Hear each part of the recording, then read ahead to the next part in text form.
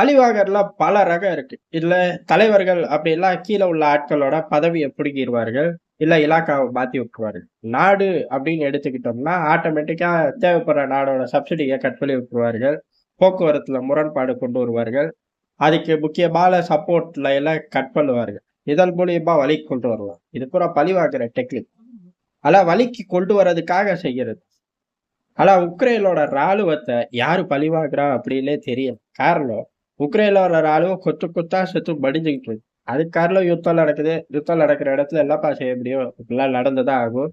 ராணுவ வீரர்களோட வீரத்த குறைச்சு மதிப்பிடக்கூடாது அப்படின்னு பேசினாலும், ஏன் திட்டமிடல்ல தப்பா அப்படின்னு கேட்டா, யுத்தம் தீவிரமா நடந்துகிட்டு இருக்கும். யுத்தத்துக்கு சம்பந்தமே இல்லாத லொகேஷனை மார்க் பண்ணி தாக்குவார்கள். அதுக்கப்புறம் அங்கிருந்து ரஷ்யா அதுக்கு பதிலடி அப்படின்னு தனியா ஒரு யூனிட்டை இறக்கி உக்ரைனோட உள்ள ஒரு யூனிட்டை துவம்சம் பண்ணிட்டு போயிரும். அந்த யூனிட் ஒழுங்கா களத்துக்குள்ள இருந்திருந்தாவாச்சு கூட 4 நாட்களுக்கு அந்த பகுதிகளை தக்க வைக்க முடியும். ஆனா இந்த வம்ப எல்லா காலகட்டத்திலையும் பண்ணி தொலைக்கக்கூடிய ஒரே ஆட்கள் உக்ரைனோட ராணுவம் தான். தலைமை அந்த மாதிரி உத்தரவு கொடுத்தா அவங்க என்ன பண்ண முடியும்? ஒண்ணும் பண்ண முடியாது.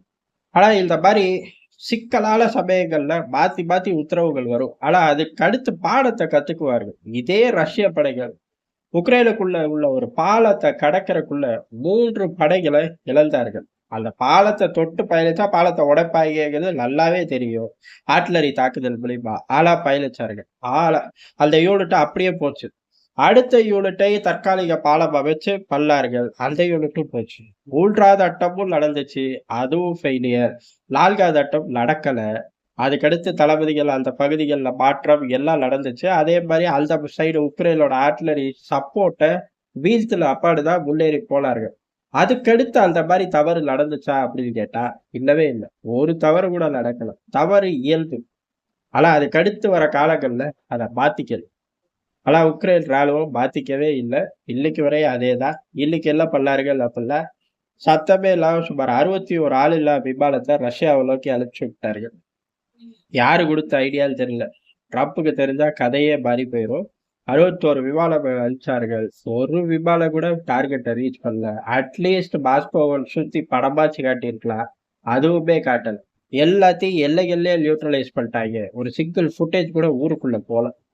அந்த அளவுக்கு ரஷ்யா தயார் நிலையில இருந்திருக்கு அப்படின்னு எடுத்துக்கலாம். இல்ல கோமாளித்தனமா இவனுங்க ஆப்பரேட் பண்ணாங்கன்னு எடுத்துக்கலாம். எது எப்படியோ 61 ஆளில்லா விமானங்கள் வீழ்த்தப்பட்டுச்சு. சிங்கிள் டேமேஜ் கூட ரஷ்யாவுக்கு இல்ல. ஆனா ரஷ்யா இதுக்கு பதிலடி நான் தரேன் அப்படின்னு சொல்லி 100க்கும் மேற்பட்ட ஆளில்லா விமானத்தை தட்டி விட்டார்கள். அதுல 1 கூட வீழ்த்திட்டேன்னு உக்ரைன் சொல்லல. 1 கூட விழுந்துருச்சுன்னு ரஷ்யா சொல்லல. அப்ப 100 டார்கெட் ரீச்சா அப்படின்னு கேட்டா ஆபரேஷன் சக்சஸ். 61 எங்க எல்லைகளை நோக்கி அனுப்பிச்சார்கள்.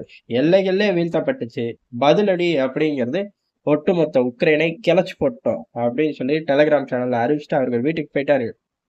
நம்ம ஆட்கள் பதிலே சொல்லல.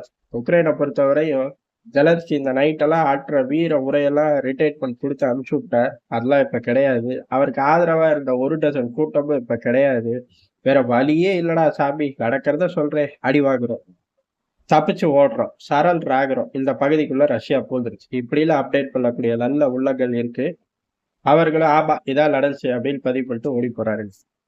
இதுக்கு நடுவுல ரஷ்யா இப்ப பெரிய அளவுல நல்லாவே இவர்கள் நிலப்பரப்பு ஹோல்டு வந்துருச்சு. அதனால அந்த நிலப்பரப்பு இவர்கள் கையில ஹோல்டு இருக்கிறதுனால பெரிய அளவு யூனிட் அந்த பகுதியை ஹோல்டு எடுக்கவோ இல்ல ஒரு சில செக் போஸ்டுகளை அமைக்கிறக்கோ உள்ளுக்குள்ள சுத்தி வரும்போது, அதாவது ஒவ்வொரு பகுதிகளை டிப்ளாய் பண்றதுக்காக ஆட்களை கூட்டிட்டு வரும்போது அந்த பகுதியவே டார்கெட் பண்ணி இப்ப துளைக்க ஆரம்பிச்சிருக்காரு.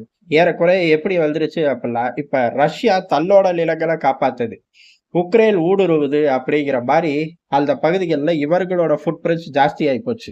முந்தி அவர்கள் ரஷ்ய படைகள் வரும் வழியில தாக்குதல் நடத்தினார்கள். இப்ப உக்ரைன் படைகள் வரும் வழியில ரஷ்யா தாக்குதல் நடத்துது. எங்க ரஷ்யாவுக்குள்ள உக்ரைனுக்குள்ள. ரஷ்யாவை கேட்டா புதிய ரஷ்யா அப்படின்ட்டுருவார்கள். அந்த அளவுக்கு படைகள் பலம் பெற்றுச்சு. ரஷ்ய படைகள் உக்ரைன் நிலத்துக்குள்ள அது ரஷ்ய நிலமா மாறிடுச்சு அப்படிங்கிறது களத்துல ஒவ்வொரு நாளையும் நடக்கக்கூடிய நிகழ்வுகள்ல உறுதியா தெரியுது.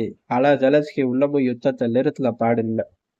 ட்ரம்ப் பதவி ஏற்று ஏதாச்சும் ஒரு முடிவு எடுத்தால் ஒழிய நான் யுத்தத்தை நிறுத்தவே மாட்டேன், சாண்டை போட்டுக்கிட்டே இருப்பேன். காரணம் பைடன் உட்கார்ந்துருக்காரு அப்படிங்கிறதா.